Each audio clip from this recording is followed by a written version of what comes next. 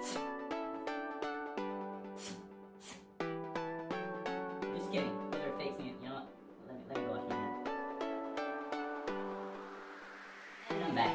Yes, you guys guessed it. Today we're going to talk bacteria. We're going to look at bacteriology, which is a part of chapter 19, lab. So let's do it. Now, with all things, there's order and there's structure, And with bacteria, it's no different. Now, we classify bacteria according to 5 different criteria. Well, according to the Core Manual, its ability to produce disease, its growth requirements, its morphologic characteristics, its ability to produce toxins, and its gram staining. So basically, can it make you sick?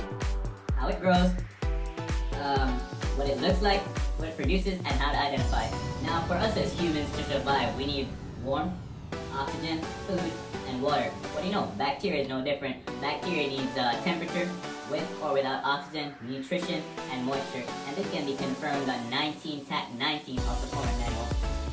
Oh. Now these 4 growth criteria are what bacteria need to reproduce and grow. We're going to look at temperature first. Now you have 3 different classifications of bacteria for temperature. You have psychophilic, mesophilic, and thermophilic. Under the growth requirement, let's look at temperature first. Now the first one we want to look at is psychophilic. You know those cold-loving bastards? Yeah, pretty much. Just think of cycles as being cold-hearted. Now these bacteria produce in 4 degrees Celsius or less. They love that cold. Mesophilic is the primary pathogen in man, and these produce at 35 degrees Celsius. And then we have, last but not least, thermophilic. These bad boys produce at 42 degrees or higher.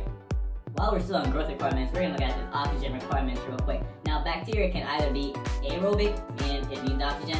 Anaerobic means, well, it doesn't need oxygen. Or facultative means, well, I don't really care. If it's there, if it's not, well, that's not my problem. And to wrap up growth requirements, bacteria needs nutrition and bacteria needs moisture. An important point of info to note is when one or more of these requirements are missing, a bacteria becomes what is called a spore, which is basically it goes into this protective state, encasement, protects itself until, the requirements are met. Then we have morphological characteristics, which is just a fancy way of saying shape. Now there's 3 shapes that bacteria have, or 3 shapes according to the Core Manual. We have coccus, which is basically round.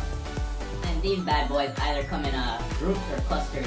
Then we have bacillus, rod shape, and these bad boys sometimes come in chains. Then we have spirillus, which is like a never-ending stick.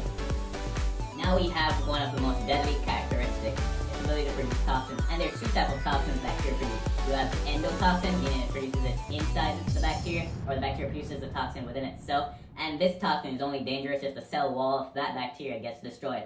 It is less potent than exotoxin, which is surrounding bacteria, and this toxin is associated with septic shock. Then finally, we look at gram staining, whereas bacteria can either be gram positive or gram negative. Gram staining is a way we identify a bacteria, or identify bacteria, and we use a certain dye called crystal violet. The ones that retain this dye is called gram positive, or referred to as gram positive bacteria, and the ones that don't during decolorization is referred to as gram negative bacteria if they stain pink. Just remember, purple for positive.